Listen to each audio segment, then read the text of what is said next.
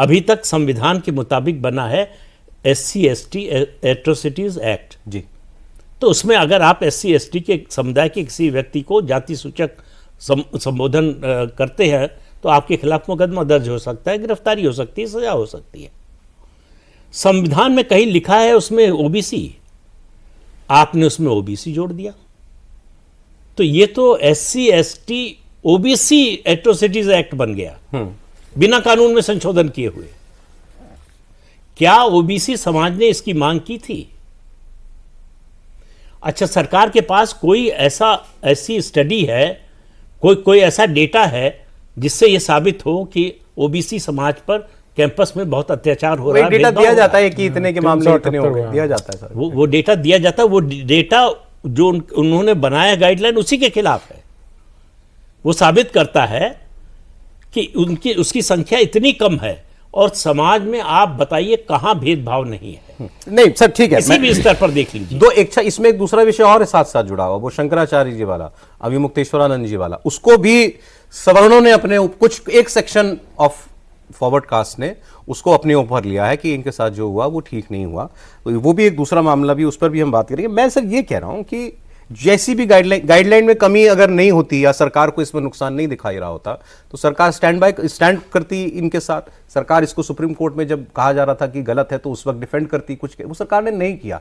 मतलब ये परोक्ष रूप से यही कहना है ना कि ठीक है आप बदल दीजिए, हम देखते हैं इसको, यही सरकार ने कर दिया। नहीं कहना है कि हमारी हिम्मत नहीं है उसको आप ऐसे कह लीजिए, हमारे में साहस नहीं है भाई, ठीक है, सुप्रीम कोर्ट जो कह देगा हम मान लेंगे। बिल्ली के गले में घंटी सुप्रीम कोर्ट ने बांध दी, किसी को बांधनी थी, सुप्रीम कोर्ट ने बांध दी। केवल ये बात नहीं है भाई, वर्शिप एक्ट है, प्लेसेस ऑफ वर्शिप एक्ट भी सरकार जो है 2019 से अभी तक एफिडेविट नहीं फाइल किया है। ना मैं ये कह रहा हूं कि अब जो है जो लोग मांग कर रहे हैं रोल बैक की, देखिए गाइडलाइन 2012 से एग्जिस्ट करती थी, सुप्रीम कोर्ट ने कहा ये कमजोर है, इनको मजबूत कीजिए, उसके बाद ये लाई गई, विवाद हो गया, सुप्रीम कोर्ट ने खुद स्टे लगा दिया।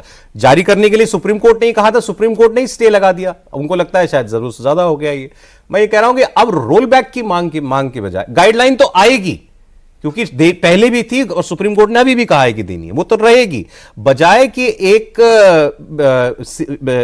ऐसी गाइडलाइन हो जिसमें भेदभाव की गुंजाइश ना हो, जो न्याय के पक्ष में हो, उसकी मांग करें। ये रोल बैक की मांग जो हो रही है, क्या ये ठीक है? पता नहीं, इस मसले को मैं पूरे तौर पर कानूनी पहलू से देखना चाहता हूं। मैंने वो गजट के जो 5 पन्ने थे उसको भी पूरा पढ़ा, उसमें सिर्फ OBC को ही नहीं कहा गया है। पहली बात तो ये कि हम जब सिर्फ OBC पर आके रुक जाते हैं तो हमारा सत्य बताते हैं। उसमें EWS भी हैं, जो इकोनॉमी वीकर सेक्शन है समाज के, वो भी हैं। उनको भी अगर कोई गरीब सूचक कोई शब्द बोल के अपमानित करता है तो वो भी इसमें कवर्ड हैं। दूसरी बात, दिव्यांगों को भी कवर किया गया है, जो गजट में स्पष्ट रूप से लिखा गया है। तो ये 5 कैटेगरी बनाई गई है उसमें। मुझे लगता है कि हम सब लोगों को सुप्रीम कोर्ट के फैसले का इंतजार करना चाहिए। सरकार भी रोल बैक तभी करेगी जब सुप्रीम कोर्ट इस केस का निस्तारण कर देगी। मांग होना अच्छी बात है। मुझे लगता है कि इस मसले पर जो एक चूक हुई है वो ये हुई है कि जितने भी स्टेक होल्डर्स थे उनके साथ एक प्रॉपर डिस्कशन होना चाहिए था, वो उसका अभाव मुझे नजर आता है।